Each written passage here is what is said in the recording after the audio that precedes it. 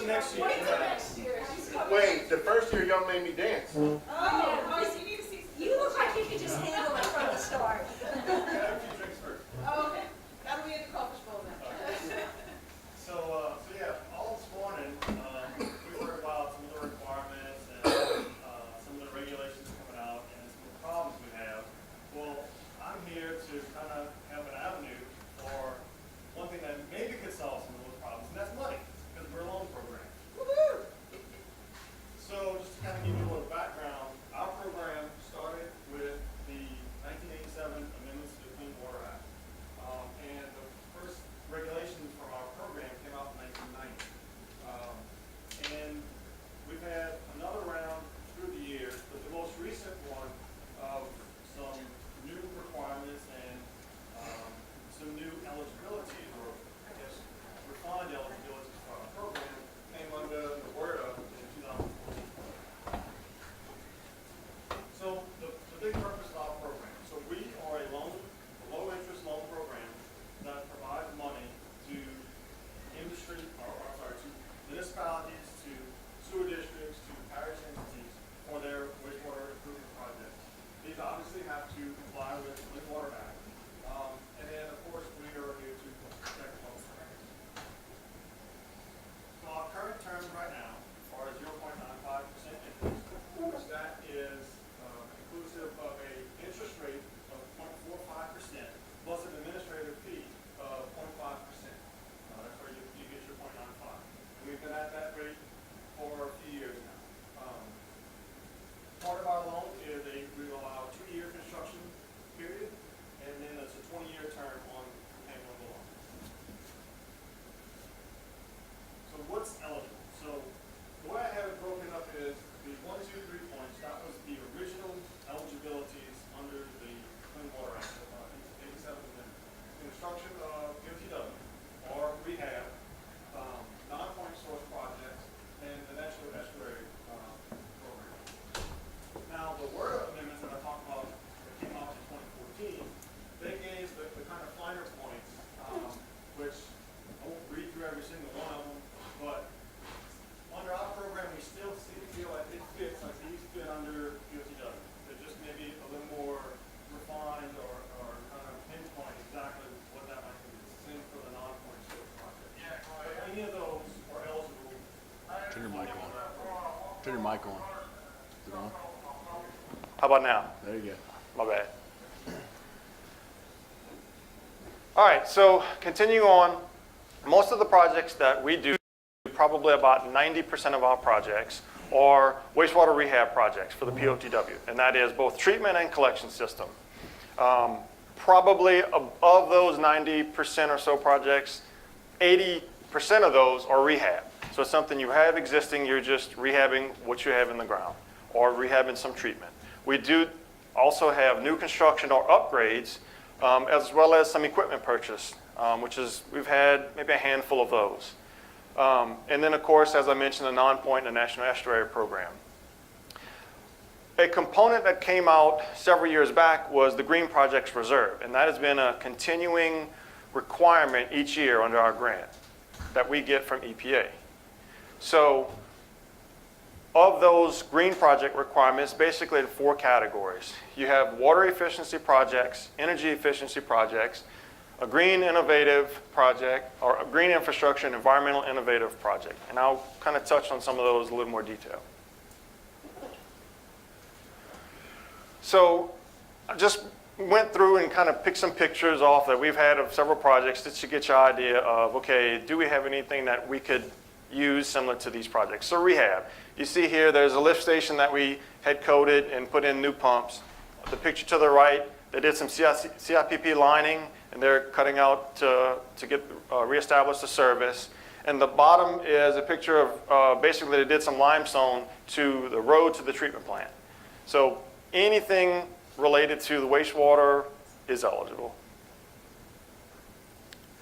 For new construction, we've had several projects for new construction. We've had brand new treatment plants. You can see the bottom picture is a brand new lift station. We've had some line extensions. We've had some newly incorporated areas, things like that that we can also fund. And then, of course, upgrades is another big component. A lot of them that we've seen probably since the hurricanes have been a lot of generators that they add to either a lift station or to a plant site. We get numerous of those. And then other parts of it is just upgrading some equipment that has failed over time or getting close to the end of its life and kind of either upgrade that or replace it. So GPR, I mentioned the 4 categories of GPR.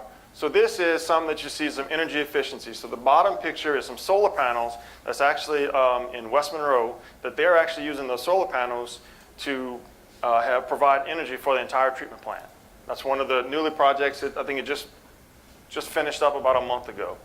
The part on the right is at a lift station site. They did some some energy efficient lighting.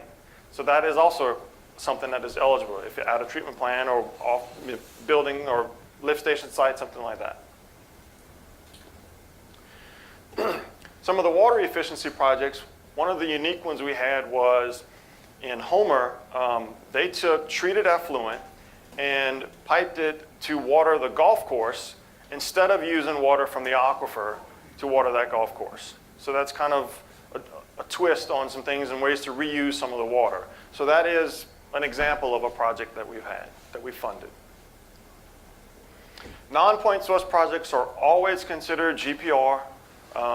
And for this particular one, they put a cistern in to catch the rainwater off the roof of the building and put it through some rain gardens that they had around the activity center. So it's a non-point source project. You're kind of taking that storm water, but you're kind of putting it into good use to water the green space instead of just dumping it off into the storm drain. Again, there's some kind of more points of the non-point source. We have another one here that has some green space with some swales that this project also had some treated effluent that they used to water this green space and had some of these retention ponds. And then the other one at the bottom is a permeable pavement parking lot that this community put in. Again, another way to kind of control stormwater. Some other projects that we have here under the non-point, invasive species removal, contaminated site remediation, and atmospheric deposition. We actually have not funded any of these, but they are eligible under our program. And then again, I mentioned the National Estuary Program. We have the Barataria-Terrebonne Estuary System. I think we've had one project that's come across since I've been involved with the program that we've been able to use this this category. So what's eligible under our program? Basically, any component of the project that is for one of those eligibilities we can fund. Even if it was engineering or design or some kind of cost that happened before we closed the loan, it's still an eligible reimbursable cost. Additionally, I mentioned here, incurred before the loan, it's reimbursable. The only thing really that is not eligible under our program is the purchase of land. That's about the only thing for that project that we cannot fund. So what kind of the steps of how you get to this point and what are our requirements? So we have pre-construction requirements, which is the plan, this kind of list the planning, environmental design, financial review to loan closing. And I'll go into each one of those in a little more detail. So the planning and environmental. So the steps, you would submit to us a pre-application which says what you plan to do for your project. And then that goes into our list that goes onto a priority list of all the projects that have been submitted and what we intend to fund on that particular year. So the first step of it is to do the environmental clearance. So we have a categorical exclusion is one type of environmental clearance. So that is if the project is minor in nature, it's usually these rehab projects. It's existing, nominal change in capacity, and no change in discharge location. So if a project falls into this category, they're excluded from the NEPA review, thus the categorical exclusion. But if you don't fall into one of those categories, some of the expanded facilities or new construction would have to go through the full NEPA review. And in that case, we require the preliminary engineering report and the environmental information document. Now those, I have another slide later on to kind of show you some time frames as well. but those are a little more involved. Did it not go? Okay. We also talked about the engineering and design, which is eligible and reimbursable under our program. So we require, obviously, if we're reimbursing the engineering cost, we require you to submit the engineering contract between the engineering firm and the community. We also have the bid specifications, and I'll just touch on each one of these. American Iron and Steel was something that came up through the WRDA, and that requires a certification for any potential iron or steel component. Even some components that you might not think of, like pre-construction concrete, is required because of the rebar in the concrete. So things like that, we require certification from the manufacturer where that material was located, where it was manufactured, city and state of where that material is. That's the certification that we require up front before that we pay for that particular material. The next one is Davis-Bacon, which has to do with the pay rates for the laborers. About 98% or so of the contractors in Louisiana are already paying or exceeding the minimum rate for that job classification. But those are listed, so if there's a backhoe operator, he has a certain rate. If there's a laborer, he has a certain rate. That's what the Davis-Bacon requirement is. And those wages have to be the ones that are effective 10 days prior to the bid opening, and they stay effective for the duration of the contract. The next part is the DBE solicitation. And that is that we require any project to solicit for disadvantaged business, which is minority women-owned business. That is Gaines. We see Gaines on it quite a bit. So we require that you solicit for them. We don't require that you have to use the DBE on the specific project. But you have to go through the solicitation of it, and there's a 6 good faith efforts that you have to follow anytime when selecting a prime or sub that's going to be funded through our program. And the cost and effectiveness certification is another thing that came up with WRDA, and that is basically signed by the engineering firm that signs off that this project meets that cost and effectiveness criteria. And we just basically did a 1-page certification that explains what the requirement is and have them sign off on it. If you've done the NEPA review, this is kind of rolled into that, but we still require that certification, which is basically already done, but it's just formality-wise to not have different aspects of every project. And like I mentioned, if we're funding engineering fees from our program, we require the engineering contract. This thing is sensitive. Okay.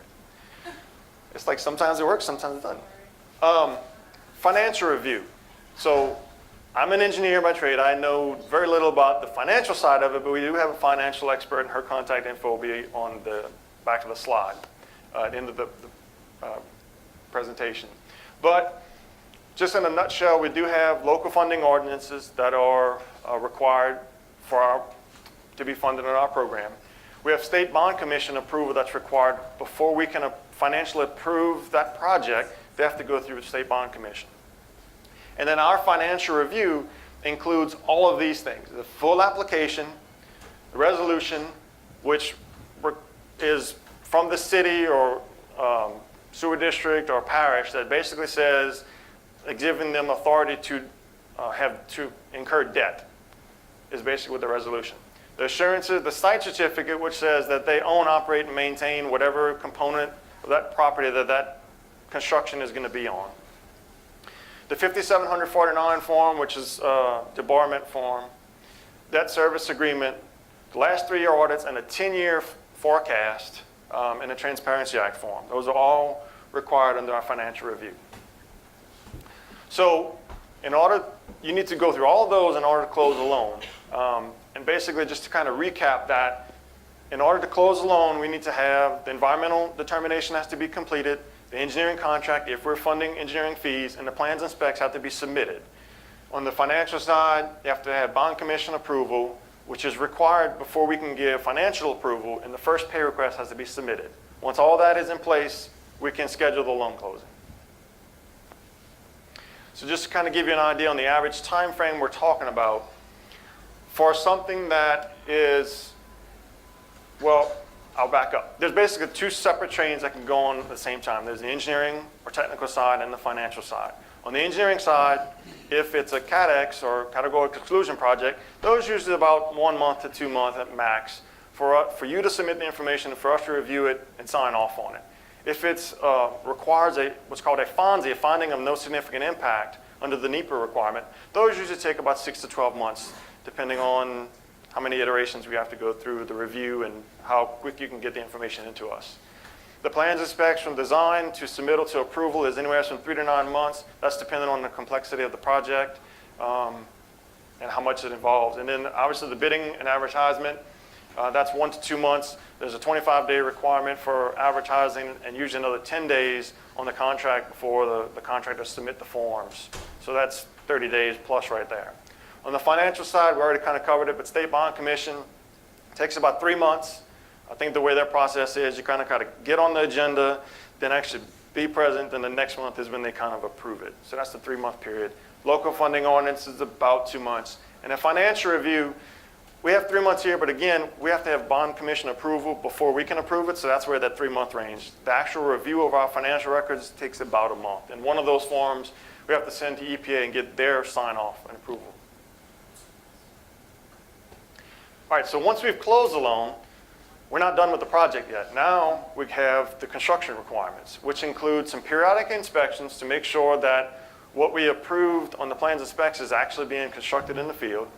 We have document reviews, which includes the certified payrolls, which goes back to the Davis-Bacon requirement, making sure that the employees that are working on the job, the laborers, the operators, whatever, are getting paid at or above those rates that were in the specs. The American Iron and Steel certifications, we review to make sure that all the materials on the job meet those specifications and they are made in America and have to, again, has to state which city and state it was manufactured in. We review change orders. Even though sometimes the change orders might not be something that's funded under our program, we still have to review it and maintain a working cost of what this project is going to be. And then obviously the payment request to get reimbursed. So in order to close out a project, you've gone through all the construction, you're getting to the end of the project. We have to come out and do a final inspection to make sure everything is done, even though usually you have a project rep, you have the engineer, you have the community reviewing it. We have to do our review as well. You have a clear lien certificate, which basically says everything is done. You're allowing 45 days for that lien period. So we have to have that clear lien certificate. And then a final acceptance from the loan recipient. So that is either a resolution or a letter from the community saying everything was done in accordance with the plans. We have no problem with the project. It was done correctly.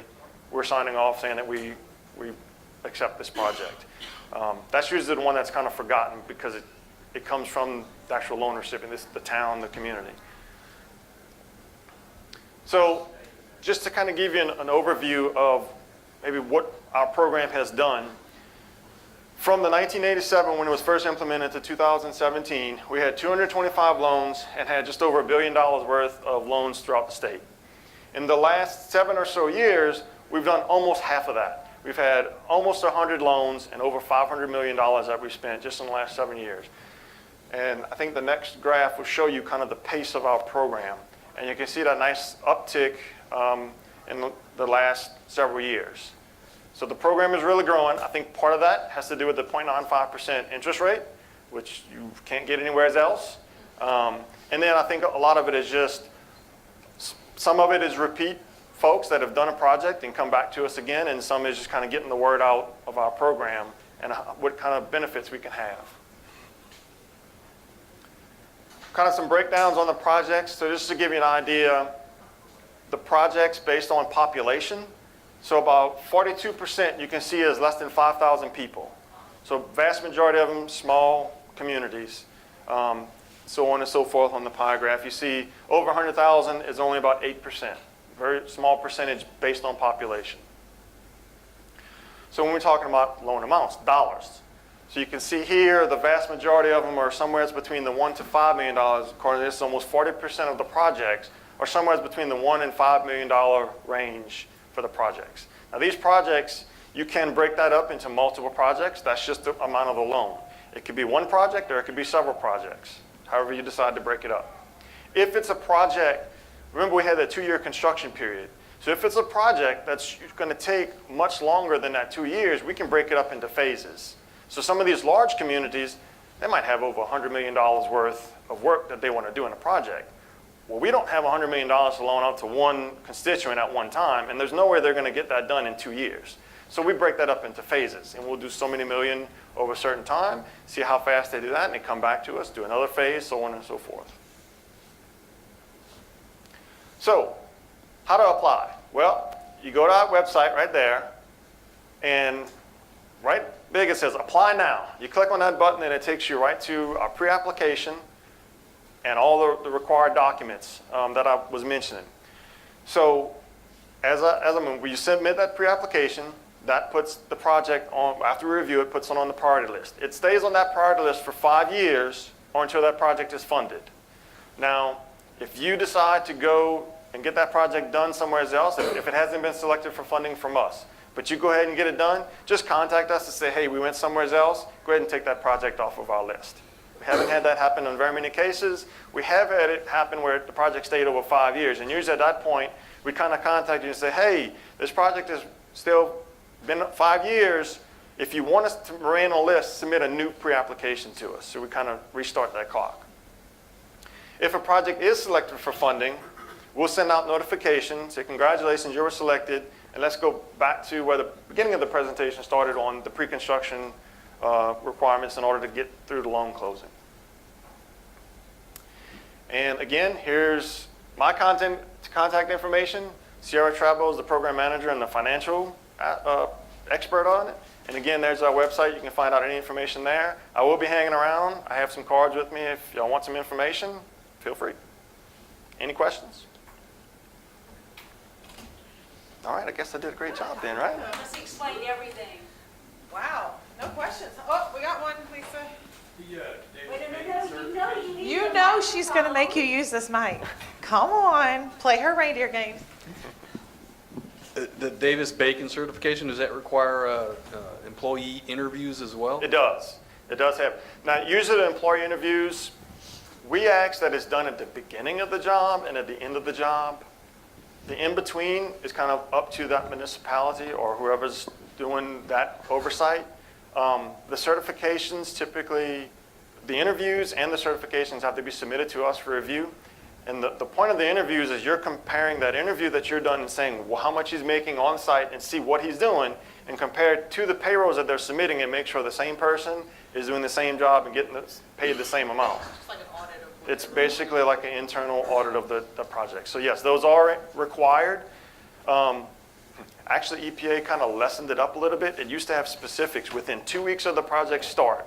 Realistically, a lot of times it doesn't happen. Sometimes they may have mobilized on site, maybe at most. So they kind of took that requirement out and just said, okay, at the beginning and end. We have some that go out and do it monthly. If it's a long project, they might do it quarterly.